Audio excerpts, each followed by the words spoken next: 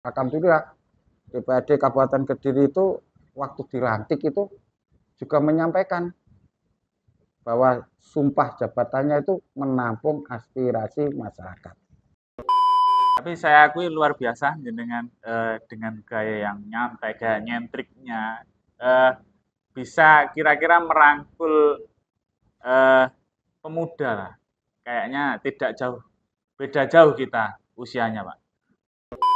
Anak muda itu nggak boleh kita sakiti juga.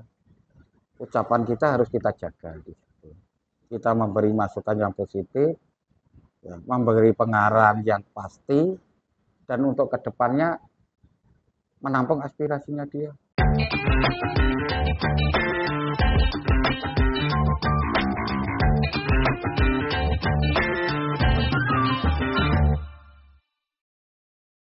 Assalamualaikum warahmatullahi wabarakatuh. Alhamdulillah pada hari ini podcast Bincang Demokrasi KPU Kabupaten Kediri kita berkunjung ke salah satu kantor partai politik yang ada di Kabupaten Kediri. Siapa? Ini kita berkunjung ke kantor DPD PAN dan alhamdulillah kita langsung ditemui oleh punggawanya, salah satu ketua DPD PAN Kabupaten Kediri. Siapa dia? Pak Widiharsono. Matur suwun saged menerima kami untuk podcast di kantor jenengan. Sebelumnya bisa dijelaskan, bisa disampaikan atau perkenalan dulu, Pak, untuk menyapa pemilih yang ada di rumah. Assalamualaikum warahmatullahi wabarakatuh. Sama saya Widiharsono, Ketua DPD PAN Kabupaten Kediri. Hari ini ketemu KPU Kabupaten Kediri dalam acara podcast Bincang Demokrasi. apa? Bincang Demokrasi. Bincang Demokrasi. Jadi acara ini memang kita akan berkunjung ke semua partai politik untuk menanyakan atau untuk ngobrol santai bagaimana demokrasi di Indonesia, khususnya di Kabupaten Kediri. Nah, selamat datang di acara kami. Ini acara ngobrol santai, Pak. Ya. Pripun kabarnya? Sehat-sehat selalu, Mas. Alhamdulillah. Jadi ini cuacanya juga mendukung untuk kita ngobrol santai, membahas terkait demokrasi. Yang terlintas di benak jenengan atau di pikiran jenengan, apa sih yang dimaksud demokrasi ini? Demokrasi itu kalau pemikiran saya yaitu menyampaikan mufakat, musyawarah, yaitu keterbukaan yang berkaitan dengan masyarakat. Semua unsur demokrasi itu berkaitan dengan hasil keputusan. Keputusan masyarakat, kita kalau di Partai PAN itu ada keterbukaan, pendapat, usulan, atau gagasan apapun bentuknya, itu semuanya mencakup demokrasi. Jadi demokrasi itu salah satu mufakat ya, Iya. Mufakat bersama menyampaikan pendapat. Menyampaikan pendapat dan kita bebas ya untuk menyampaikan pendapat. Di PAN sendiri sejauh mana untuk mengalami atau demokrasi yang ada di PAN itu? Kalau di Partai Amanat Nasional itu mulai dari kalau di tingkat desa itu namanya DPRT, Mas. Yeah. Kalau tingkat kecamatan itu DPC. Kalau tingkat kabupaten namanya DPD. Kalau provinsi DPW, pusat DPP. Jadi demokrasi di Partai Amanat Nasional itu dijunjung tinggi. Menyampaikan pendapat, mufakat, semuanya itu ditampung. Aspirasi semua pengurus partai ditampung, nanti dimusyawarahkan. Jadi kalau di PAN itu demokrasinya yaitu musyawarah mufakat. Jadi dari bawah sampai ke atas. Ke atas musyawarah ya. Termasuk nanti pemilihan ketua DPD juga hasil Kalau kepemilihan ketua DPD itu penjaringan. Penjaringan dari bawah itu menyampaikan ke pusat itu sekitar misalkan formatur yeah. itu sekitar 20 orang formatur. Nanti di sana ditampung di pusat, dimusyawarahkan, diputuskan siapakah ketua DPD itu yang dari 20 itu tadi. Itu. Berarti memang dimusyawarahkan dulu Iya, dan dimufakatkan untuk menjadi ketua DPD. DPD.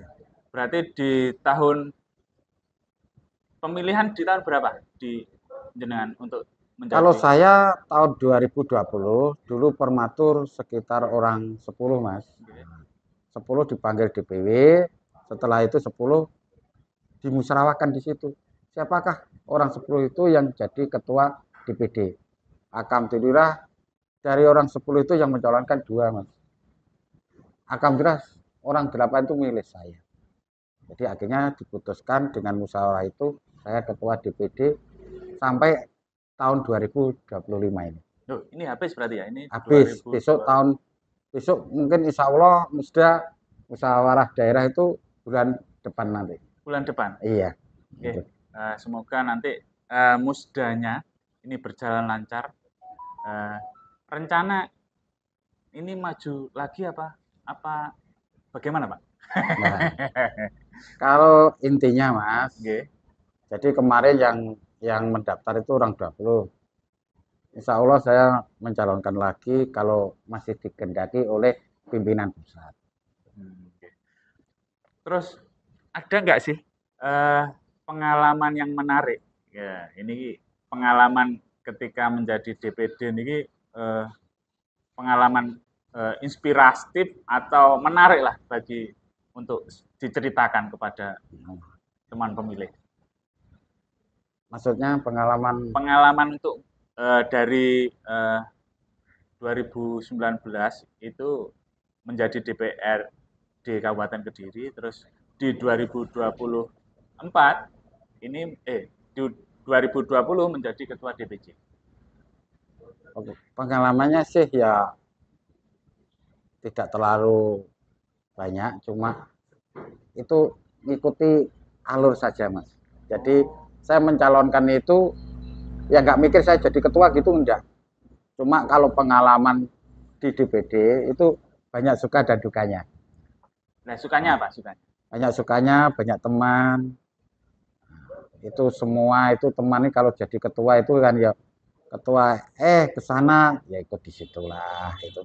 Semua keputusan itu bukan milik saya. Keputusan itu diambil oleh musyawarah dan mufakat. Nanti satu keputusan dijalankan oleh partai. Kalau dukanya Mas, Oke. banyak sekali anak buah itu ya rodok-rodok nakal titik-titik lah gitulah. Nah, ngelek nanti lek disuruh lek gene sangune ya ora iso budal. Gitu. Banyak sekali kalau ada acara partai nggak hadir. Lek sangune hadir lah di situ. Tapi itu dinamika politik. Itu kalau di partai itu sekali tempo kita lama nggak bekerja, kalau bekerja siang dan malam. Misalkan contoh verifikasi partai, contoh laporan-laporan dari kalangan bawah. Di situ di PAN itu menampung aspirasi dari masyarakat. Gitu. PAN ini kan salah satu partai yang berbasis Islami, ya.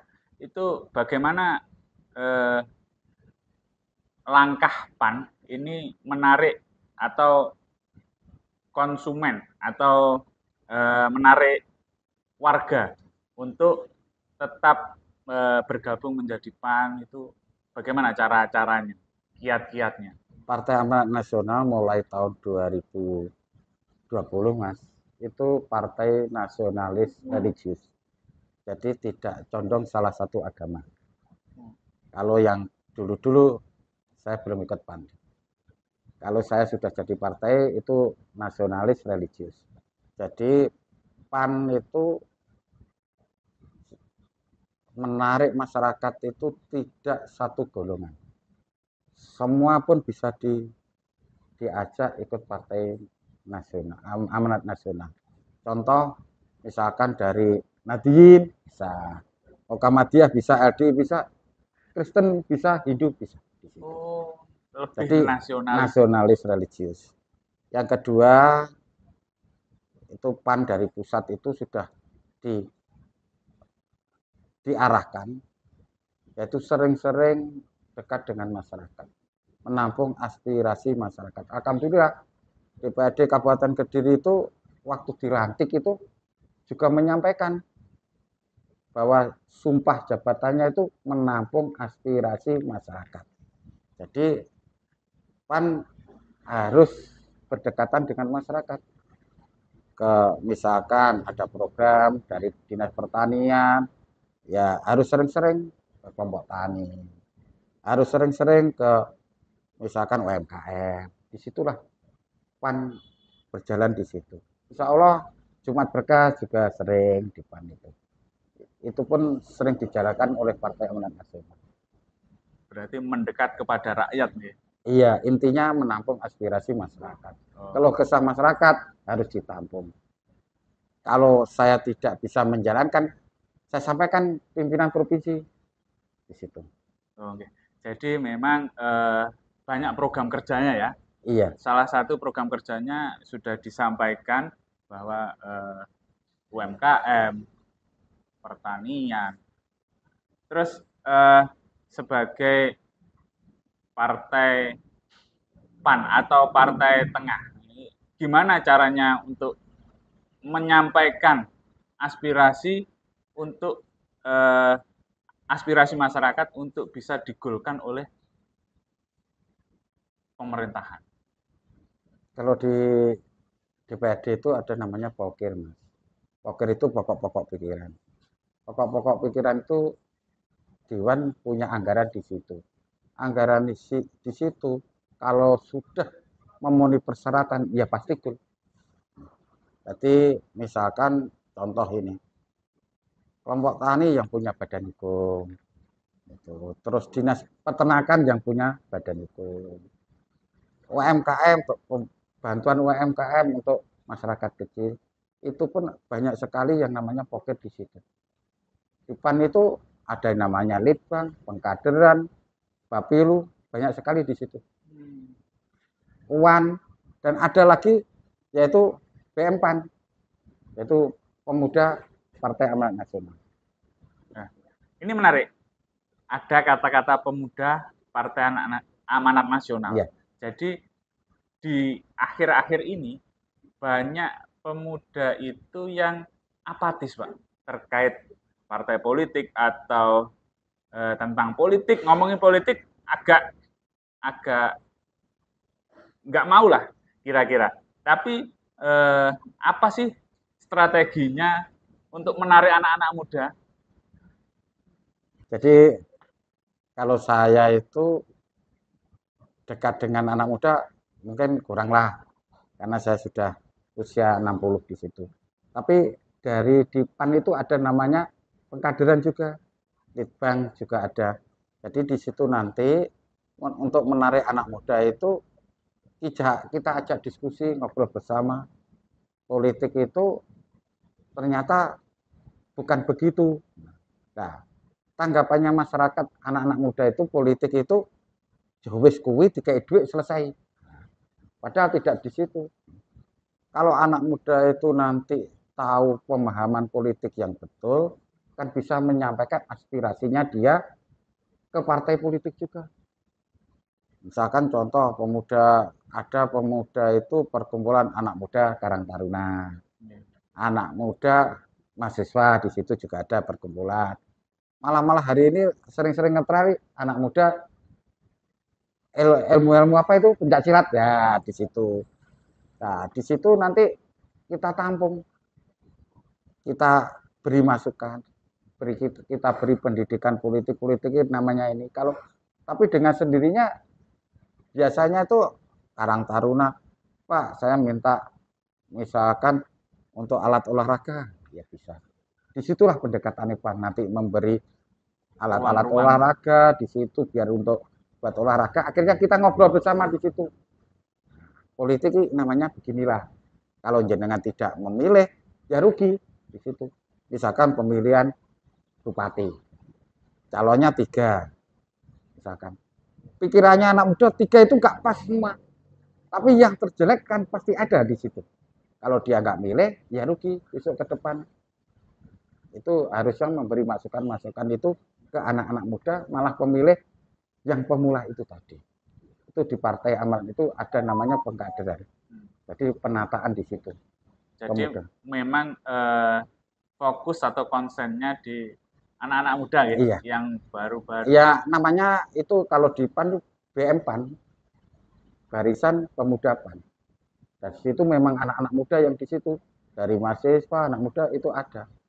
Di sini pun ada. Dulu ketua BM PAN Mas Yusuf Aziz tadi. Oh. Nah itu di situ ada. Jadi memang lebih mendorong semangat anak muda Iya di situ. untuk berpartisipasi. Iya. Oke.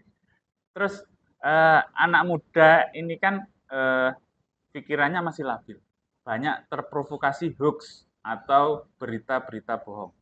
Itu bagaimana peran PAN untuk strategi lah untuk menangkal itu semua?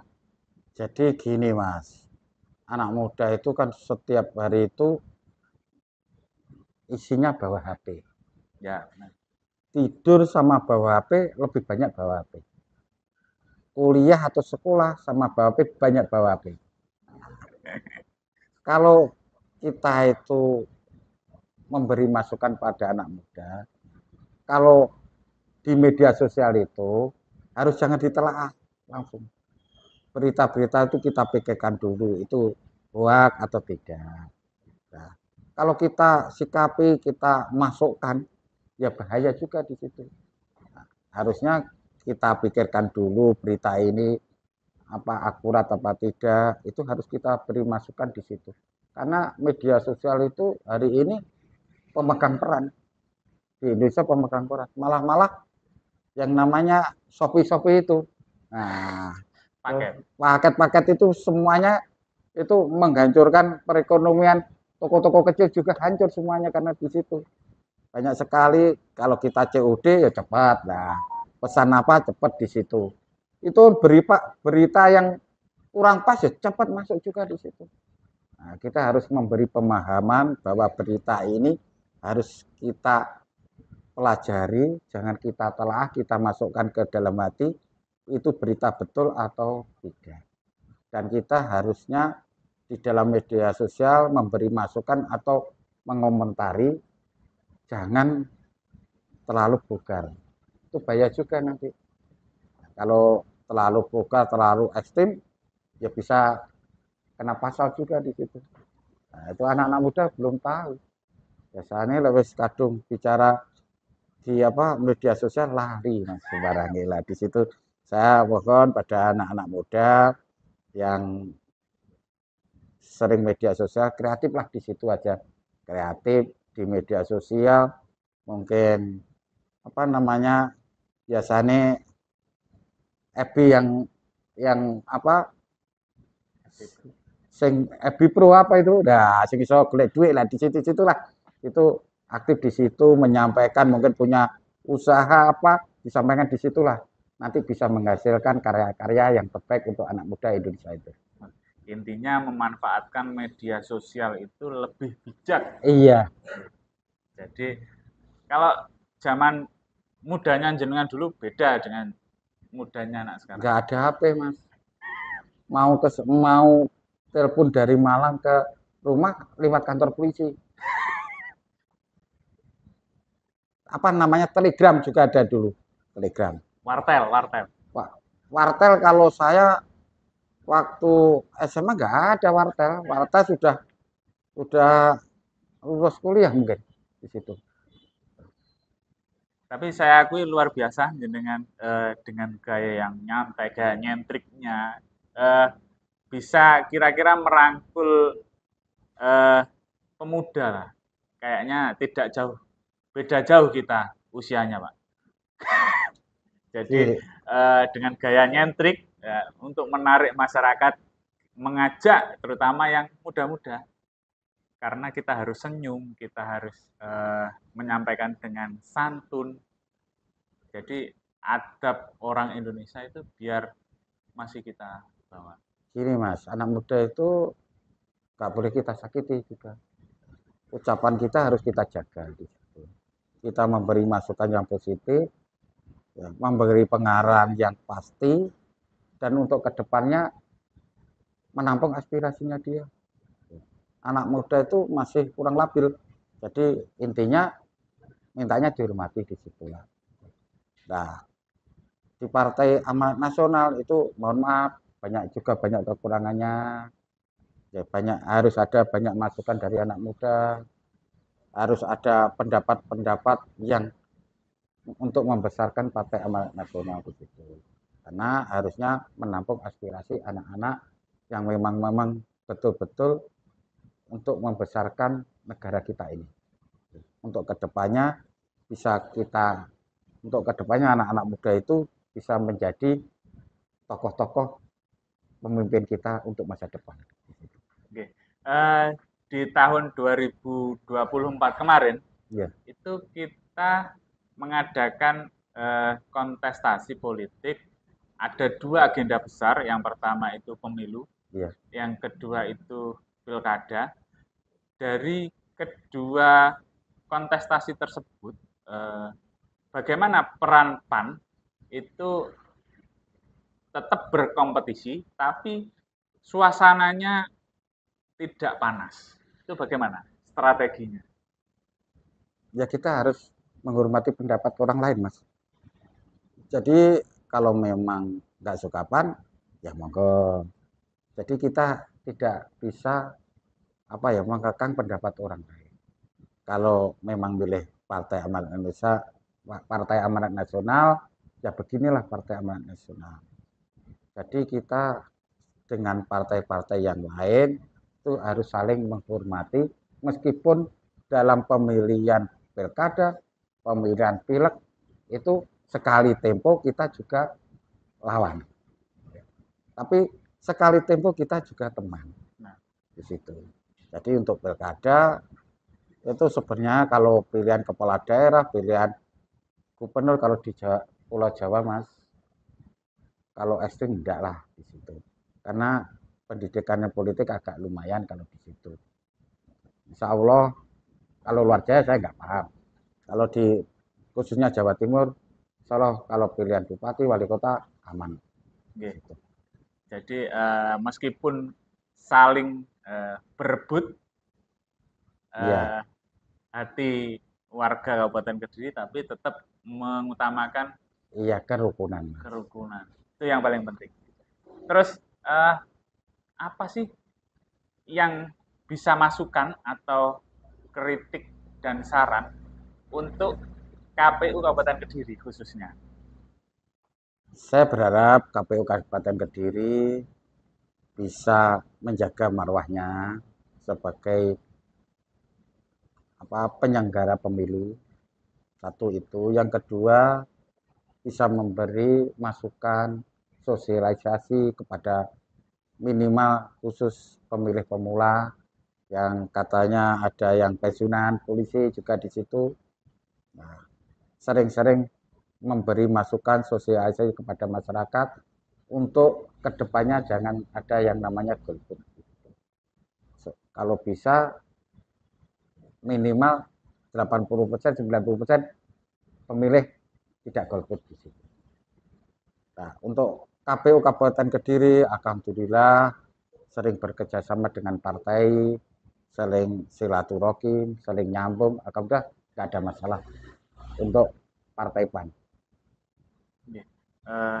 Untuk closing statement, Pak. Ya. Jadi bisa disampaikan ke menyapa seluruh warga Kabupaten Kediri, baik dari yang muda sampai yang sudah tua, untuk menyampaikan bagaimana arah PAN atau bagaimana arah demokrasi Indonesia. Pokoknya pesan-pesan lah untuk para pemilih di Kabupaten Kediri. Saya Widarsono, Ketua Partai Amanat Nasional Kabupaten Kediri, menyampaikan kepada masyarakat Kabupaten Kediri, ayo kita memilih dalam pilkada, pilihan bupati, wali kota, gubernur, presiden, ataupun pilihan caleg. Semua yaitu kita harus ikut partisipasi dalam pemilu itu. Apapun bentuknya, kalau kita tidak milih, kita rugi. Untuk kedepannya itu bisa menampung aspirasi jenengan, bisa menjadi pilihan jenengan yang bermanfaat bagi nusa dan bangsa. Matur suwun, terima kasih Ya. Pak Widarsono selaku Ketua DPD PAN Kabupaten Kediri. Matur suwun waktunya, matur suwun sudah berkenan untuk kami berpodcast. Memang ini salah satu cara kami untuk menyampaikan berita tentang demokrasi lewat media sosial. Mungkin itu saja pemirsa, teman pemilih semua. Matur suwun sudah menonton kami. Apabila ada salah kata, mohon maaf yang sebesar-besarnya. Wallahul muwaffiq aqwamit thoriq. Assalamualaikum warahmatullahi wabarakatuh. Waalaikumsalam KPU Melayani. warahmatullahi wabarakatuh.